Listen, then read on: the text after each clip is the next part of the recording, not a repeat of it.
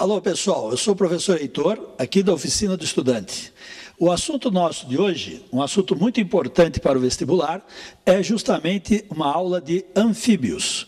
Por que esses animais são importantes? Os anfíbios são importantes justamente porque eles constituem uma transição da água para a terra, ou seja, eles evoluem a partir dos peixes.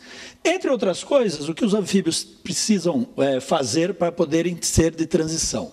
Em primeiro lugar, esses animais têm adaptações à terra, que seriam 4 patas, esses animais vão apresentar também pulmões, né? E entre outras coisas também, os anfíbios vão ser capazes de apresentar uma fecundação do tipo externa. Esta fecundação externa passa pelo amplexo, né, que é esta posição que os senhores estão vendo aqui. O sapinho, ele agarra na sapinha, né, ele estimula a sapinha até que ela jogue os seus ovos para fora. Esses ovos vão ser colocados em uma espécie de cordão gelatinoso e somente após esse cordão gelatinoso com substâncias químicas, hormônios da sapa caírem na água, eles vão entrar pela pele permeável deste anfíbio, tá? E vão fazer com que esse animalzinho finalmente ejacule. E aí nós vamos ter a fecundação externa. Veja, uma dependência da água que vai acontecer somente nela, porque não haveria como jogar gametas na terra, tá? Misturando com areia e outras coisas, tá? Então, a fecundação externa é uma característica de anfíbio.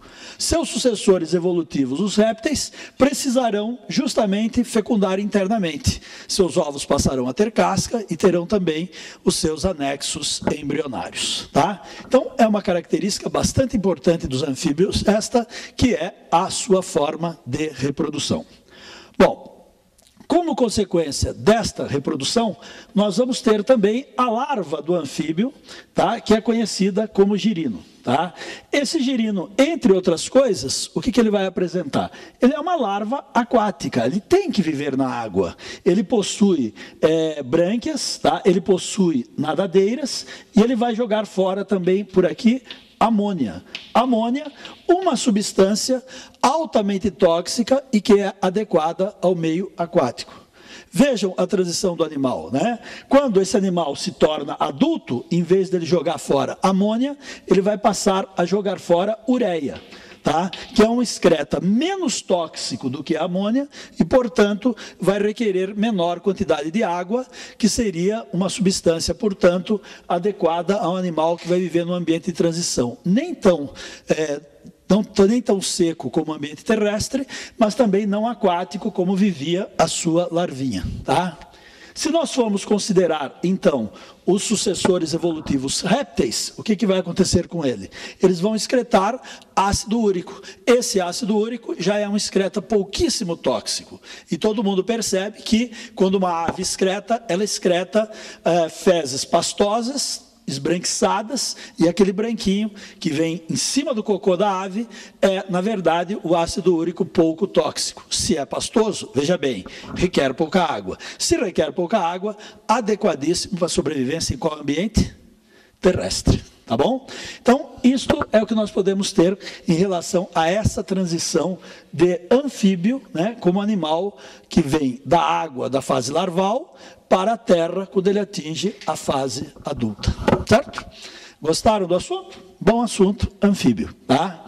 Poderíamos pensar também que poderíamos estabelecer uma relação desses anfíbios com os musgos, por exemplo, né? Que são aqueles vegetais que ainda apresentam uma dependência da água, tá?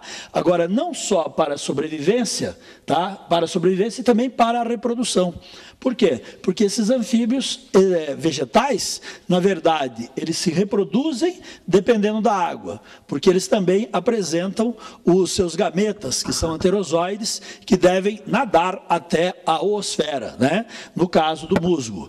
E também o musgo, ele ainda não inventou o vaso condutor e também não possui raízes, tá? Desta forma, o que vai acontecer? Ele também vai depender do ambiente aquático para a sua sobrevivência e para a sua reprodução, tá? Então, uma analogia direta entre anfíbios, né? Classe do grupo dos cordados, do filo dos cordados, né? Com o grupo vegetal dos musgos, cujos vasos condutores ainda são pouquíssimo desenvolvidos ou não possuem vasos condutores, né? Alguns possuem traqueídes, mas levem em conta que esses traqueídes não são considerados para efeito de vestibular. Para efeito de vestibular, em todo caso, quem inventou o vaso condutor ou o grupo vegetal no qual surge o vaso condutor são as pteridófitas, né? Que são as plantas já dotadas de vasos condutores de seiva e raízes. Quer dizer, ela já vai ser capaz de ir buscar com as raízes a água do subsolo e com o vaso de condutor de seiva, ela vai poder levar esta seiva até o alto de uma planta, como por exemplo, se vocês considerarem aquelas samambaiaçus, né, que acabam assumindo aspectos arbóreos. Por que elas podem ter tamanhos grandes, quase como de uma palmeira, ou às vezes maiores que algumas palmeiras? Porque elas já têm vasos condutores que vão poder conduzir a água até um tamanho muito maior. A briófita, que foi o grupo que eu comparei com o anfíbio, por não ter vaso condutor, ela vai apresentar um tamanho pequeno, ela vai apresentar pequeno porte, certo? Porque ela vai haver por difusão a passagem de célula para célula desse componente que vem do solo, tá? Obrigado, pessoal, legal, agradeço a atenção de vocês. Até a próxima.